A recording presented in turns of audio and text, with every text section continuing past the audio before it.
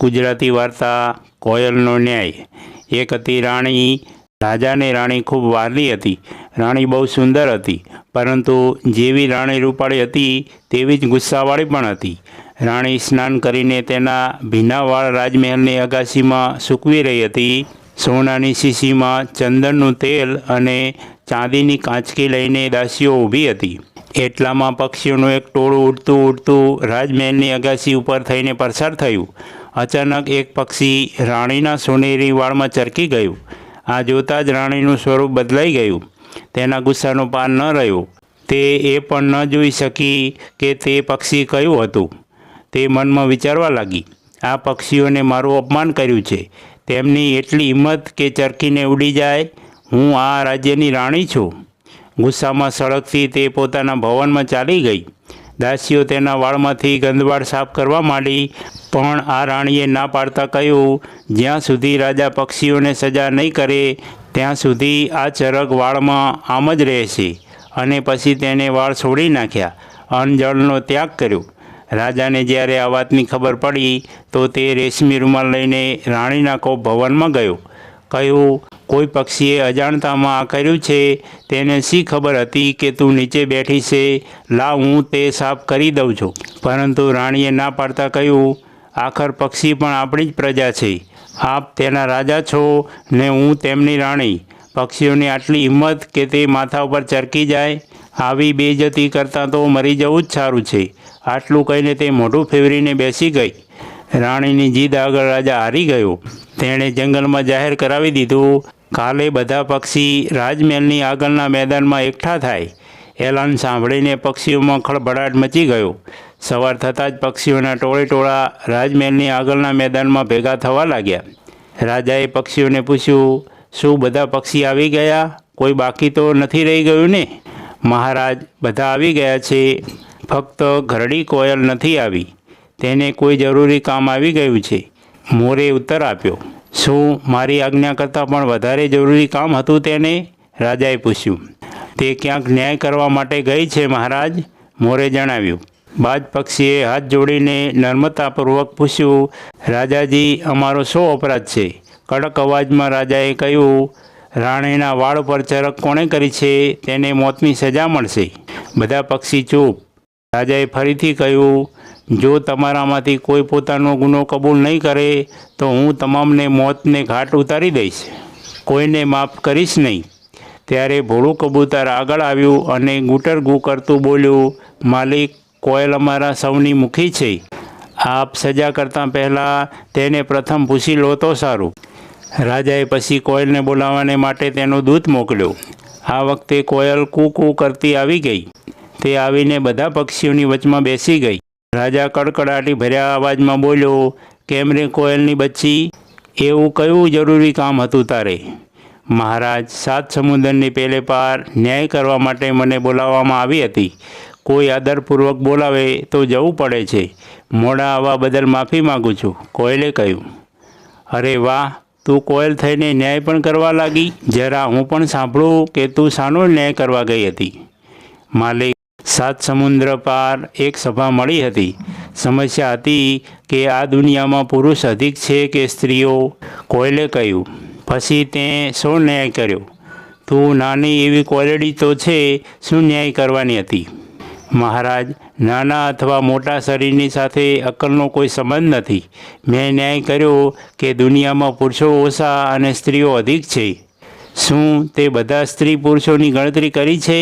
રાજાએ આશ્ચર્યથી તેની તરફ જોયું। નહીં મહારાજ, મેં સ્ત્રી પુરુષોની ગણતરી તો કરી નથી, પરંતુ બુદ્ધિથી જાણી તો શકું છું।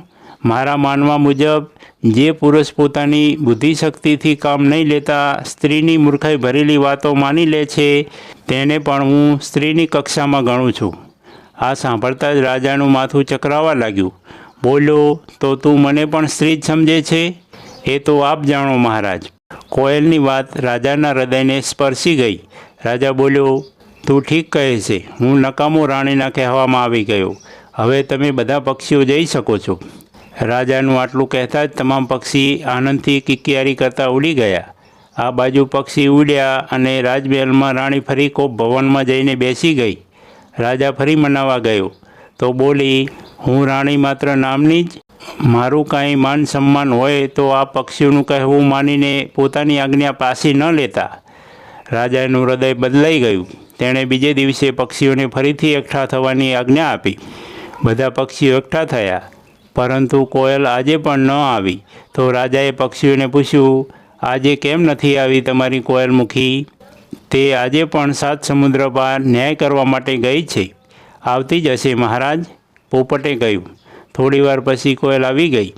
હાથ જોડીને માફી માગતા બોલી, માફી ચાહું છું, મારે આજે પણ ફરી ન્યાય કરવા જવું પડ્યું.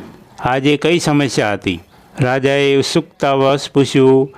બહુ ગંભીર સમસ્યા હતી મહારાજ. પ્રશ્ન હતો કે આ દુનિયામાં લોકો અધિક જન્મ લે છે કે મરે છે?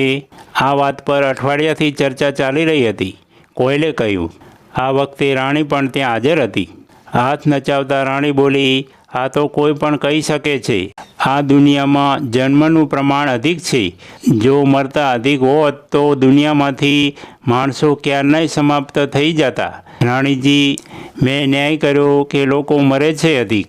અસલમાં જે વચન આપીને પોતાની વાત ના પાડી શકે, વિના કારણે જ પોતાનો નિર્ણય બદલી નાખે, એવા પ્રાણી મરણ પામ્યાના સમાન જ છે, કોયલે કહ્યું. રાજાએ સાંભળ્યું તો તે વિચારમાં પડી ગયો. તેણે લાગ્યું, આ કોયલ ખરું જ કહે છે. હું રાજા છું, મારે સમજી વિચારીને નિર્ણય કરવો જોઈએ. વારંવાર નિર્ણય બદલવો એ બરાબર નથી. તેણે રાણીને કહ્યું, તું જે ચાહે તે કર, હું આ પક્ષીઓને દંડ નહીં કરી શકું. રાજાની વાત સાંભળી રાણીનું મોઢું ઉતરી ગયું. રાજાએ પક્ષીઓને કહ્યું, મેં નિર્દોષ પક્ષીઓને સજા કરવાની ઈચ્છા કરી. હવે મારી આંખો ઉઘડી ગઈ છે. જાઓ, ઉડી જાઓ બધા. પક્ષી પછી પાંખો ફફડાવીને ઉડી ગયા. આ બાજુ પક્ષી ઉડ્યા ત્યાં રાજમહેલમાં રાણી ફરી રિસાઈને કૌપ ભવનમાં ચાલી ગઈ. આ વખતે રાણીની મોઢે ચડાવેલી એક દાસીએ એક યોજના બનાવી. યોજના પ્રમાણે દાસી રાજાની પાસે ગઈ. બોલી, મહારાજ, રાણીજી ગર્ભવતી છે. હજી સુધી આપને કોઈ સંતાન નથી. રાણીજીએ ક્રોધમાં આવીને અન્નજળનો ત્યાગ કર્યો છે. આવું કરવું બાળકના માટે પ્રાણઘાતક બની શકે છે. રાણી તથા બાળકના પ્રાણની રક્ષા કરો. રાજા ડરી ગયો અને કૌપ ભવનમાં પહોંચ્યો. તું જઈને મહેલમાં આરામ કર. હું કાલે જ બધા પક્ષીઓને મોતને ઘાટ ઉતારી દઈશ. બીજે દિવસે રાજાએ પક્ષીઓને ફરી બોલાવ્યા. બિચારા પક્ષીઓ બહુ ડરી ગયા. કોયલ તેમને બધાને હિંમત આપતા બોલી, ડરો નહીં, તમે જાઓ, હું પાછળથી આવું છું. બધું ઠીક થઈ જશે. પક્ષી એકઠા થઈ ગયા. કોયલ મોડી આવી. રાજાએ તેને પૂછ્યું, આજે પણ શું ન્યાય કરવા માટે ગઈ હતી? શું કરું મહારાજ, કોઈ બોલાવે તો જવું જ પડે છે, કોયલે કહ્યું. આજે કયો ટંટો હતો? જરા હું પણ તો સાંભળું. પ્રશ્ન આ હતો મહારાજ કે દુનિયામાં મૂર્ખ વધુ છે કે બુદ્ધિમાન? આના પર ચર્ચા થતી હતી. તે શો નિર્ણય આપ્યો? રાજાએ પૂછ્યું. બહુ સરળ વાત છે. દુનિયા મૂર્ખાઓથી ભરી પડી છે. બુદ્ધિશાળીઓની સંખ્યા વધારે કેવી રીતે હોઈ શકે છે? કોયલ બોલી. તું ખોટું કહી રહી છે કોયલ. મારા દરબારમાં જેટલા માણસો છે તે બધા એકથી એક ચડિયાતા બુદ્ધિમાન છે. એક પણ મૂર્ખ નથી. આ જ પરિસ્થિતિ દુનિયામાં છે. 100માંથી 1-2 મૂર્ખ જ હોય છે, રાજાએ કહ્યું. અવિનય માટે ક્ષમા કરજો મહારાજ, આપની વાત સાથે હું સંમત નથી. જે માણસ પોતાની સબુદ્ધિથી કામ ન લેતો બીજાની કુબુદ્ધિથી કામ કરે તે માણસ મૂર્ખ નથી તો બીજું શું છે? આપ એક રાણી અને બાળકના માટે આટલા પક્ષીઓને પ્રાણદંડ આપી રહ્યા છો. આ બધા દરબારીઓ આપની હામાં હા મિલાવી રહ્યા છે, તેમ છતાં પણ તેની વાત માની ગયા. આપ જ કહો, શું આ બુદ્ધિમાનીનું કામ છે? કોયલે કહ્યું. રાજા ચૂપ થઈ ગયો. કોયલ બોલી, અને રાણીની ગર્ભવતી હોવાની વાત પણ ઉપજાવી કાઢેલી છે. રાજાએ તપાસ કરાવી. જૂઠનો ભાંડો ફૂટી ગયો. રાજાની ગરદન શરમથી ઝૂકી ગઈ. હવે રાજા ગંભીર થઈને બોલ્યો, કોયલ, તે મારી આંખો ઉઘાડી છે. આજથી તું આઝાદ છે. હવેથી કોઈ પણ પક્ષી કદી કોઈ રાજાને આધીન નહીં રહે. બધા સ્વતંત્ર છે. જ્યાં ઈચ્છો ત્યાં ઉડી જાઓ. બધા પક્ષી રાજાનો જય જયકાર કરતા ઉડી ગયા. મિત્રો, આવી દરરોજ નવી વાર્તા સાંભળવા માટે સબસ્ક્રાઈબ કરો મારી ચેનલને. ધન્યવાદ. જય હિન્દ.